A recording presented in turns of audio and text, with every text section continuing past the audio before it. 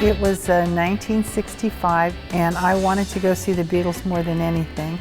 And so, of course, all the tickets were sold out. I went to the grocery store, and on the bulletin board on the grocery store, it said, for sale, 2 tickets to the Beatles concert in Chicago. And so I ripped down the whole sign. I came home, I called the person, and they wanted $6 for the ticket, which was huge at the time for me. None of my girlfriends could afford to go, but my dear cousin came with me.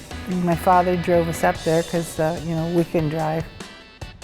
When the Beatles hit the stage, everybody stood up on top of their chair and just started screaming. And so we started screaming too. And for 2 hours, that's all we did was scream. I never saw the Beatles. I hardly heard their music. I just screamed for 2 solid hours. And then, of course, when everything ended, I still had a ringing in my ears, a big ringing. I could hear nothing. I saw my cousin's mouth move, but I couldn't hear a thing. And when my father came to pick us up, he was talking to me, and I said to my cousin, cover for me because I can't hear anything, and I don't want my dad to know that.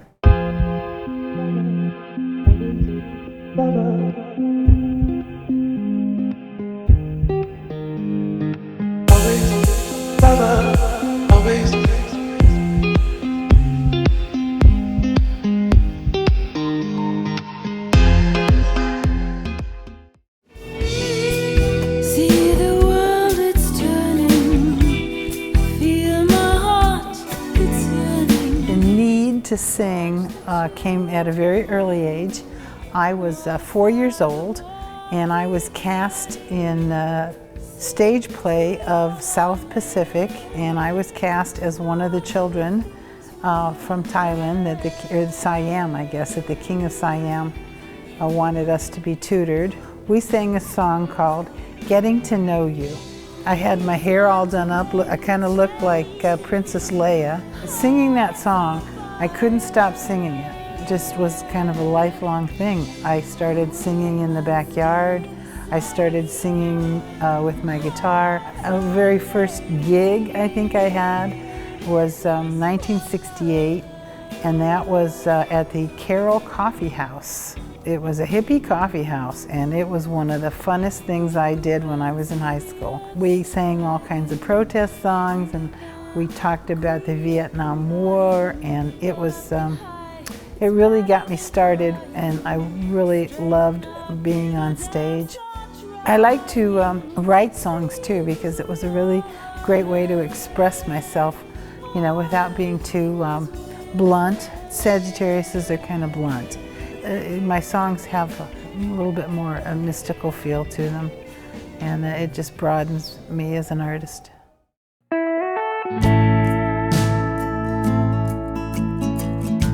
I've had a variety of art that I've done. I was a regular singer at the Little Nashville Opry in Nashville, Indiana, in my 30s, and I never sang country music before, but I learned it really quickly, and I enjoyed it. I really did. I know a lot of people say, well, it's so simplistic, but that's exactly what I liked about it.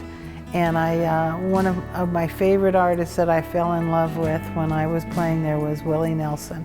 He just charmed me, and I was so, he just was just such a natural, easygoing celebrity that I liked it.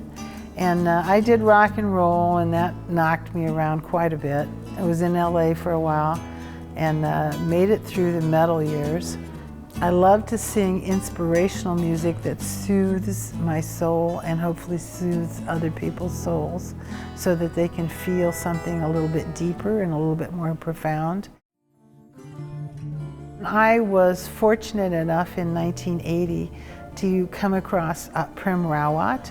He's been teaching and sharing for a long time. He was, I think, 6 years old when he started. I was fortunate enough to receive knowledge, which is 4 simple techniques that allow you to go inside and just feel the peace within. And that really influenced my music. I was very taken by the experience that I was able to have and that it could deepen. And it also deepened with my music, because one of the things I love and I've always loved about music is that I feel like the divinity flows through me when I'm singing. I can't even express how it feels to me, really, because it just, you know, I can say divine and you say, well, what does that mean? I don't know, like I'm in an angel's choir that I never want to leave. There was no way for a good man to go, fresh air to breathe, plenty of room to grow, bring all the family, fill your heart. The most recent concert we did, my husband also performs with me, David Lantz, and we did a fundraiser in October of 2019, and the name of the show was Something Else, and we had an opportunity to share a lot of Prem Rawat's quotes, and we even had his book, Peace is Possible, for sale in the lobby along with our CDs.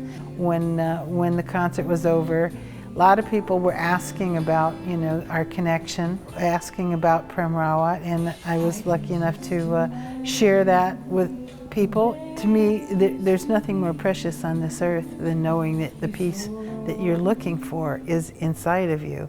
Waiting for the moon to shine, its soft and silvery glow. I recently produced a music video to go to the song Waiting for the Moon, which is a song that I really, really love, and it just talks about the longing one has in one's heart for that experience, for that truth, for that beauty that is within you.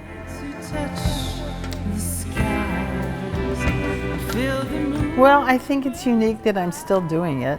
I feel like, I mean, maybe Willie Nelson has inspired me to just keep going no matter how old you get. I can't stop doing it. I sing constantly.